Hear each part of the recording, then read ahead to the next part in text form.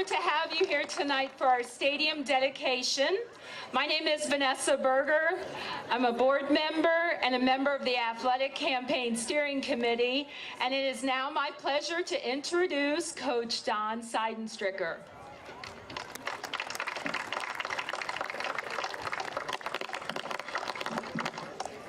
Good evening, ladies and gentlemen. On behalf of the Southwestern School District, Board of Directors, past superintendents Emery Markle, Dr. Dale Shaberly, Dr. Michael Clemens, Dr. Barbara Rupp, and the Southwestern Athletic Department, I'd like to welcome everyone here and all Mustang family, friends, and fans to the dedication of this new turf field at the Mustang Corral. At this time, I would like to recognize and introduce some very important people that have had a direct impact on our journey that brought us here to this evening's ceremony. To my right, our fundraising committee, Paige Wingert, Vanessa Berger, who you just met, Jim Harris, Steve and Stephanie Hartlaub, Harriet Gaither, high school assistant principal Judy Berryman, high school girls soccer coach Jesse Krotzer. Also with us this evening, interim athletic director Brian Cromer, and our new superintendent, Dr. Jay Burkhart.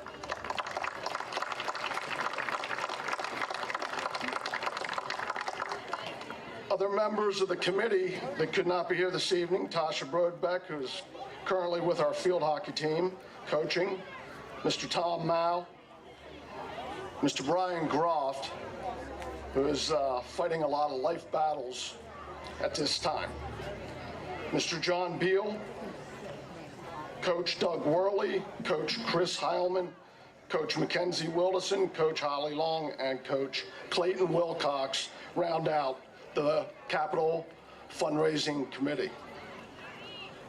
Also on hand this evening, and as you hear your name called, please step forward, are representatives from the teams that will be playing on this field and our marching Mustang band. Drum major Danielle Klunk. Danielle, if you would step in front. 7th and 8th grade field hockey, Corinne Hare. 9th grade field hockey, Lexi Sterner. Varsity field hockey, Liv Donovan. Girls soccer, Sierra Galgashian. Boys lacrosse, Sam Slater. Girls lacrosse, Elizabeth Antashak. Cheerleading, Logan Norris. 7th grade football, Max Weisensale. 8th grade football, RJ Utz. 9th grade football, Kyle Stanton. From our Manheim Elementary football teams, cheerleader Olivia Hart and football player Jackson Hirsch. From our Park Hills Packers, cheerleader Olivia Bernard and football player Aiden Wysocki. From our Bearsville Bears, cheerleader Lauren Worley and football player Tony Mercado. And from our West Manheim Ponies, cheerleader Cayman Albright and football player Denver Ostrom. Let's give all these people a big round of applause.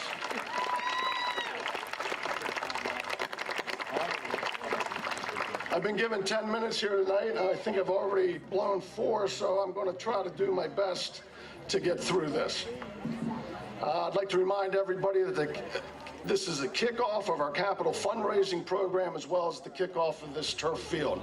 The capital fundraising program is an ongoing program with several projects and donations to be taken as we move through the future and continue to fund this project. Along with moving into the future, hopefully phase 2, which will involve some other fields, renovation of the stadium, addition of bathrooms, as well as some other competitive surfaces.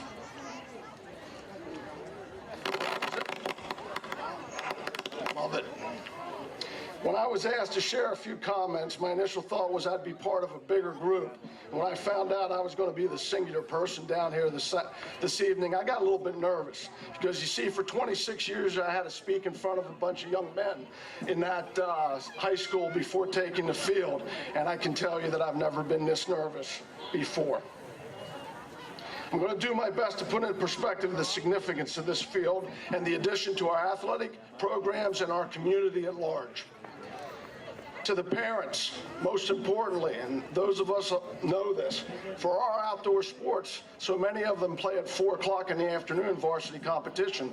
Now for our working parents, it would be my anticipation you'll be able to see a lot of night games here and be able to see your sons and daughters in the final part of their athletic endeavors here in the Southwestern community. As a parent of 2 field hockey players who graduated from here, I'm very happy to see that we now have a field that will help develop those specific skills, because now field hockey is played always on turf. Second, as an athletic director, weather will not drive our practices indoors in fall and spring, hopefully, to such an extent that we'll have to schedule our athletes in the gymnasiums till 10 o'clock at night. And as you well know, those of you who are parents of spring sports athletes, sometimes that happens, especially in the spring of the year when we still have snow on the ground. Certainly, whether it's our marching band, practicing a community event or a fundraiser, or just various teams playing and practicing, the impact on the playing surface is now negligible, will no longer be a factor, and a consideration on whether that event will go on. Most importantly, I'd like to share with you my own personal attachment to this field and share some reflections. It represents to me a great tradition. We should never lose our traditions. Traditions bring people together in celebration of a common goal and memorable accomplishments, much as we see here this evening. It was once said by the president of a high-achieving academic university, Carnegie Mellon, that athletic programs and facilities are the front porch of any educational institution. It is because of those events and upon those facilities that we go to meet and greet people, much as we are here this evening, and rightfully or wrongfully, the educational institution many times is judged. Let's not lose the great tradition of the Corral. My first experience on this field, I was 8 years old. It was 1964. I remember it vividly, and I stood in the north end zone, outside of the end zone with my father, watching Hanover and Southwestern play the first ever varsity football game.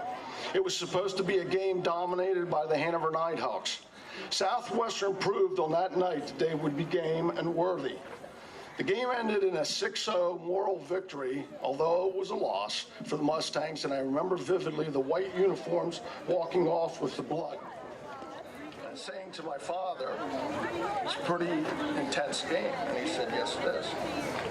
And I learned that day that football, much like life, is a game that's going to require courage and comes with risk, and don't all great opportunities. The opportunity to coach here was given to me by Mr. John Kwasniok. He taught me to organize, think things through, and realize that any and all achievements are due to the people's shoulders we are fortunate to stand on and stand by us, and that loyalty is the most important quality. It was my very, very good fortune to walk this sideline for 26 seasons, and for me, believe me, every Friday night was like a Christmas morning. There are several people whose shoulders I was able to stand on, and we had some great football teams. Coach Bob Flemings, class of '63, who coached for 31 years. Coach Chuck Seidenstrucker, my brother, who coached here for 40 years.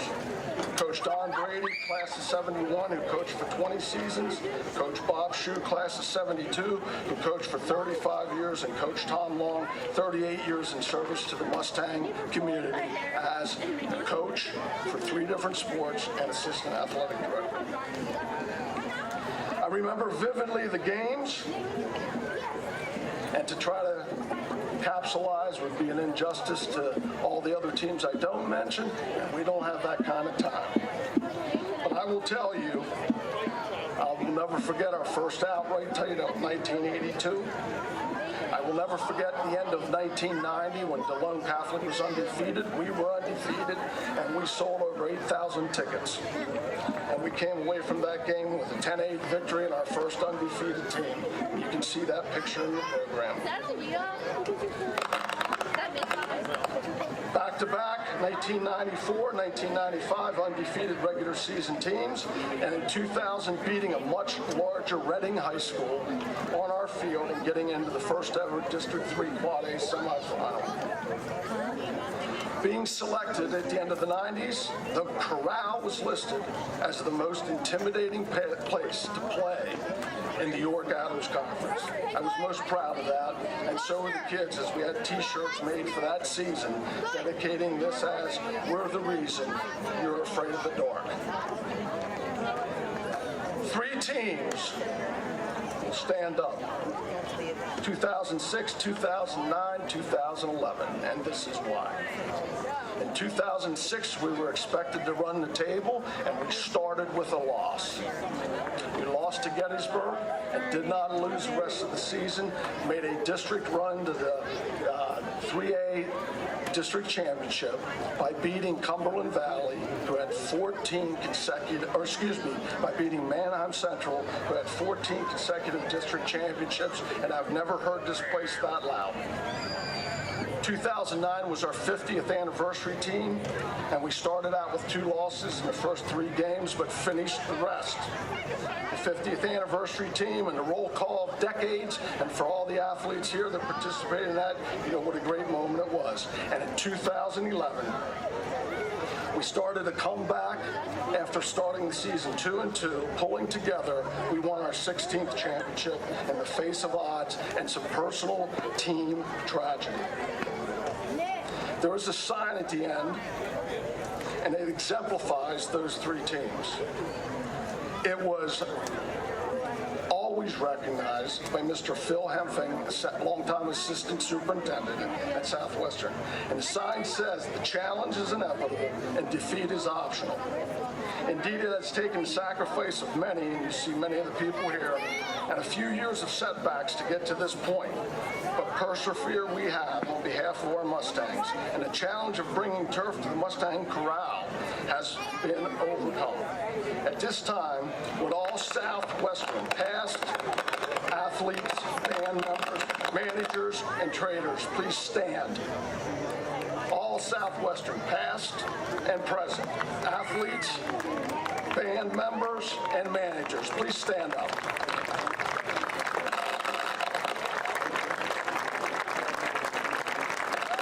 Dr. Jay Burkhart, would you join me up here at the stadium podium?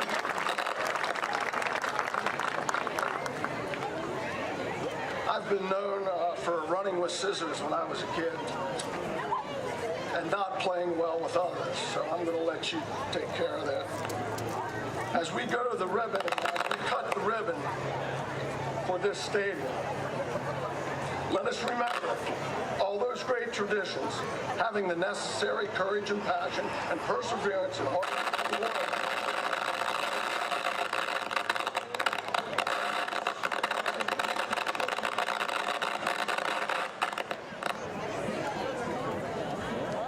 To those who help us, and remember at all times, on this field, the challenge will be inevitable, but hopefully tonight, defeat.